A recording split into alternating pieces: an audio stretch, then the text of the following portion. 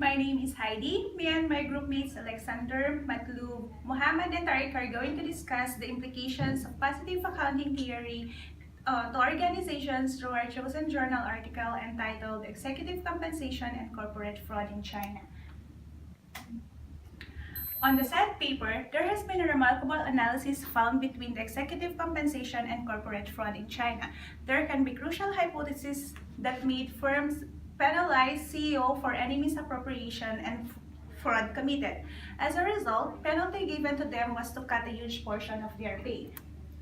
When the CEO compensation is less in the firms, then there is high chance of fraud committed by the CEO to have extra penny in their pocket. If any CEO detected was found guilty in committing the fraud, corporate governance mechanisms influence the magnitude of punishments given the CEO. Furthermore, if the posts of CEOs and chairman are separated and located in developed regions, they suffer a larger compensation penalties. In China, the corporate fraud is highly noticed and it degrades the entity's value immensely. It is an ambiguous situation where the corporate fraud constitutes a direct breach of shareholders' trust and hence creates an ethical failure of corporate managers in performing their fiduciary duty. For further discussion, I'll pass it on to my group mate Muhammad to give you some insight of what positive accounting theory is.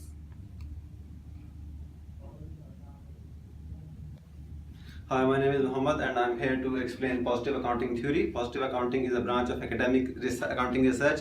This tells us the reason of actual accounting practices that are done in daily official accounting routine. This can be explained in three different perspectives, which include contractual perspective, efficiency perspective, and opportunistic perspective. Contractual perspective says that if we can see firm as the union of contracts and accounting methods can be used as one of the tools to follow the rules that are set in those contracts or agreements. And the second one is efficiency perspective.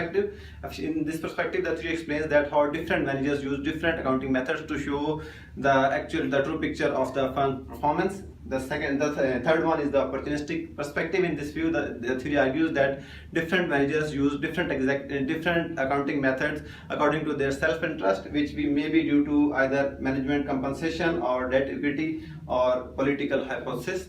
This is all from my side. Now I will call Alex to come and continue the presentation. Thank you. Thank you, Mohammed. Today we'll be discussing about the topic hypothesis development. In this case, we see executive compensation and corporate decisions are based wholly on agency theory and contract theory. And coming down to the first case, the hypothesis 1 states that CEO compensation is seen to be lower in the firms that have involved in committing fraud. While in the second case, we see that the CEO compensation is negatively related to seriousness of corporate fraud. The third one states that the compensation and corporate frauds are negatively associated with the private control firms as compared to the state-owned enterprises. While in the fourth hypothesis, the compensation and corporate frauds are negatively associated and are more pronounced in the firms where the posts of CEO and the chairman are separated. And in the final hypothesis, we see that the compensation and the corporate frauds are negatively associated and are most pronounced in those firms only in the developed regions. And further on, moving on to the next topic, the data and the methods, we see that the data of executives compensation has been obtained from Chinese stock market, and in regards to variable measurement, we consider log CEO pay as the dependent variable and the corporate fraud as the independent variable. And for the statistical method, we consider the linear model. And finally, as a result, the CEO compensation and corporate fraud are negatively related, and these are concerned with developed regions. And this is all from me, and I'll be passing it on to Tariq.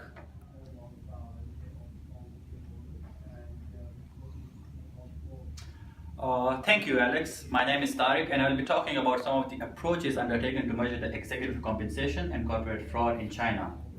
In the first methodology, a propensity scoring method analysis was used to determine the level of fraud committed by the CEOs.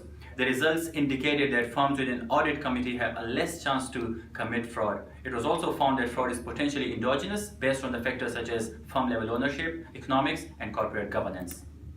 Another method that was used was the CEO compensation, political connection, and corporate fraud, and the relationship between these three. The results indicated a noteworthy negative relationship between CEO compensation and corporate fraud in China. It also indicated that it is not only the state-owned enterprises, but also the CEOs' political connections which influence the enforcement actions. In addition to the above approaches, the CEO appointment time and fraud level of fraud was also measured. The findings showed that CEOs receive compensation penalty in the fraud occurs during their tenure at the firm, but not before the CEO's appointment. This supports the argument that members of the board compensation reduction to penalize Chinese CEOs if they commit a fraud. Based on all these findings and keeping adjacent theory in mind, it can be assumed that CEOs will behave in an opportunistic way to maximize their wealth at the expense of the shareholders. It is important for firms to establish contractual agreements to monitor the agents, in this case CEOs, and ensure that their goals align with those of the owners. That's all from my side. Now I would like to invite Matlub to conclude the presentation.